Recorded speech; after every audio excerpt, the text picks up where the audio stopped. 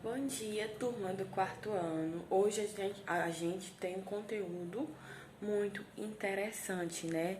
Que vai desde o início de que vocês aprenderam até hoje, a explicação de o que são os escravos, né? A questão dos escravos, de onde eles vêm, como esses escravos trabalham, se esses trabalhos desses escravos são valorizados, se eles ficavam naquele meio por livre e espontânea vontade, né?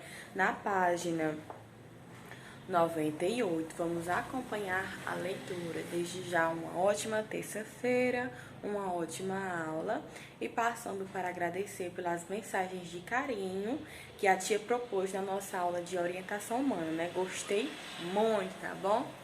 Um beijo. Agora vamos acompanhar a leitura. A questão da escravidão. A escravidão passou a ser combatida a partir do século XIX.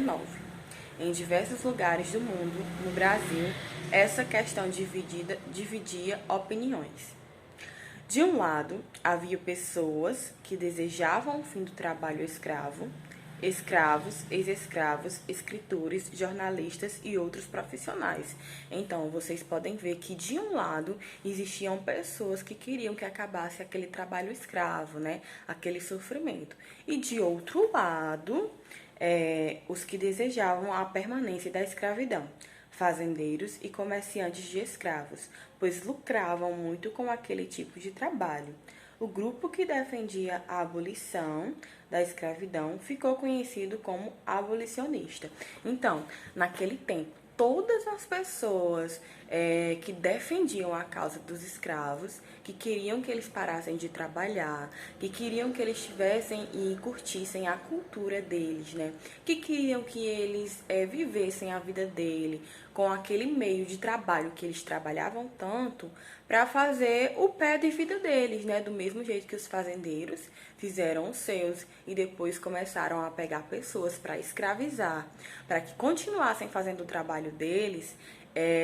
Os escravos também necessitavam de fazer as suas obrigações de livre e espontânea vontade, né?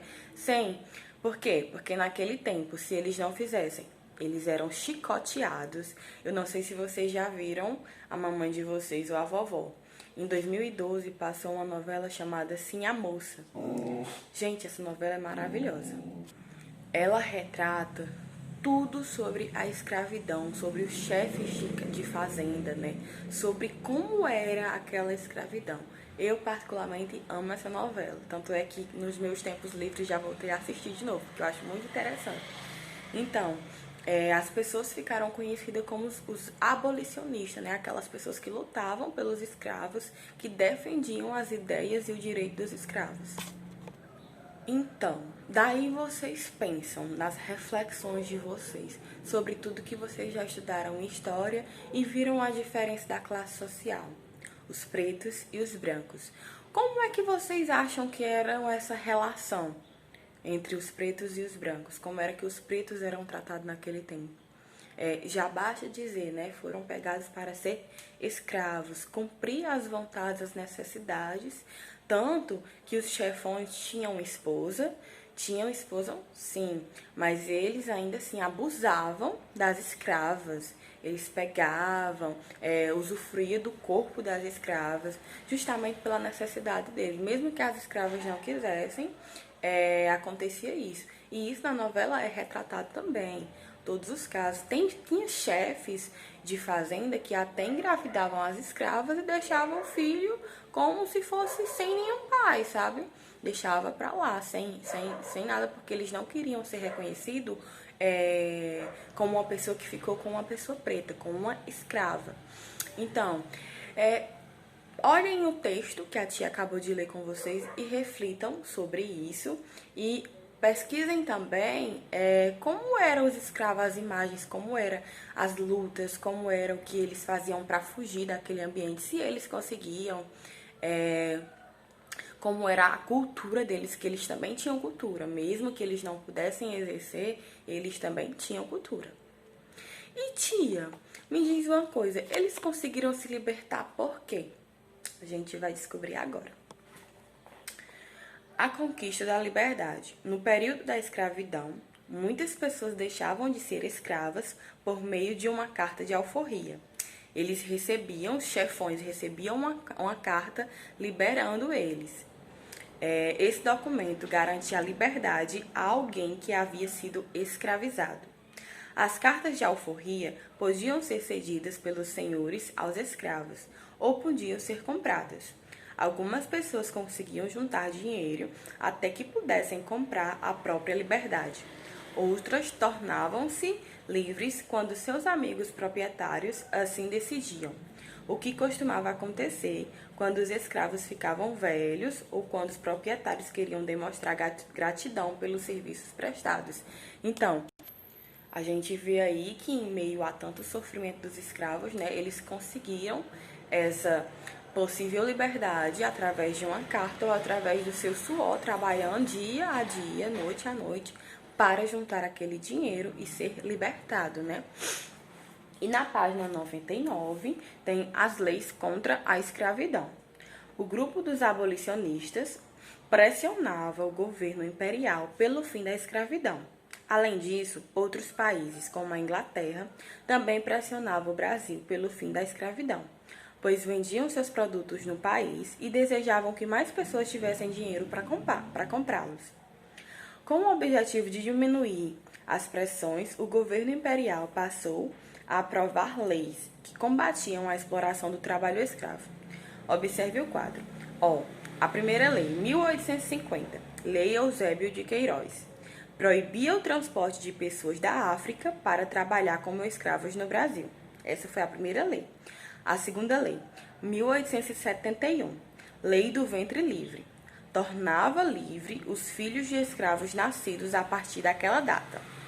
1885, Lei dos Sexagenários, tornava livre os escravos que completassem 60 anos de idade, desculpa. Então, essas 3 leis foram aprovadas, né? E a partir dessas datas, essas leis tinham que funcionar. Apesar de representarem avanços na luta contra a escravidão, essas leis ainda permitiam um comércio de pessoas. A Lei Eusébio de Queiroz, por exemplo, proibia a compra de escravos da África, mas não impedia o comércio deles entre diferentes regiões do Brasil. O desejo dos escravos e abolicionistas finalmente foi atendido em 13 de maio de 1888, um fato histórico, épico, né? Quando Princesa Isabel, filha de Dom Pedro II, assinou a Lei Áurea, que tornou livre todos os escravos. A libertação dos escravos não foi acompanhada de nenhuma reparação. Os libertos não receberam terras nem tiveram acesso à educação escolar, como propunham os projetos abolicionistas. Passaram a habitar as regiões mais pobres das cidades e recebiam baixos salários por seu trabalho. Assim, permaneceram vivendo com dificuldade, vítimas de discriminação. Sim, mas disso tudo a gente pode tirar uma percepção boa, né? Que eles pararam de ser escravizados, que eles tiveram a sua liberdade, mas ainda assim tiveram dificuldade, sofrendo discriminação, racismo, preconceito, né? Mesmo assim tiveram muita dificuldade na vida. Então, os escravos foram pessoas que sofreram muito, né? Que até os filhos, os próprios filhos, tendo que trabalhar com pouca idade, apanhavam na frente de seus pais quando fazia alguma coisa, porque toda criança gosta de brincar, toda criança tem que viver o momento da criança, né? Então, naquele tempo não existiam essas coisas. E também, gente, é importante que vocês entendam que as leis que aconteceram à abolição da escravidão eram paliativas e tinham o objetivo de atender às pressões internas e externas para que a escravidão fosse prorrogada o máximo possível. Então, de todas as maneiras, os abolicionistas que defendiam a causa, né, tentaram ajudar os escravos, tentaram fazer com que tudo acabasse.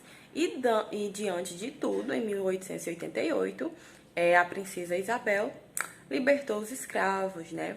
As leis também foram abordadas, as leis também foram seguidas e graças a Deus acabou o fim da escravidão. Mas vocês acham que até hoje ainda existe escravidão em alguma parte do nosso Brasil? Em alguma parte do mundo? Pesquisem e coloquem essa resposta no caderno também. E na página 100, 101 tem uma atividade. Mas vocês, ao responder essas perguntas, não esqueçam que a perspectiva de vida dos escravos naquele tempo era muito baixa, né? Muitos morriam com 65 anos pelo fato de já estar farto daquela vida, de já estar cansado de apanhar, de sofrer, de não poder defender os seus direitos. Então, se lembrem, quando for responder as perguntas, leiam e interprete. No texto vem dizendo todas as respostas que tem nessas perguntas, nessas questões. Então eu vou aguardar a foto da atividade, tá bom? Um beijo, boa aula, qualquer dúvida, estou às ordens.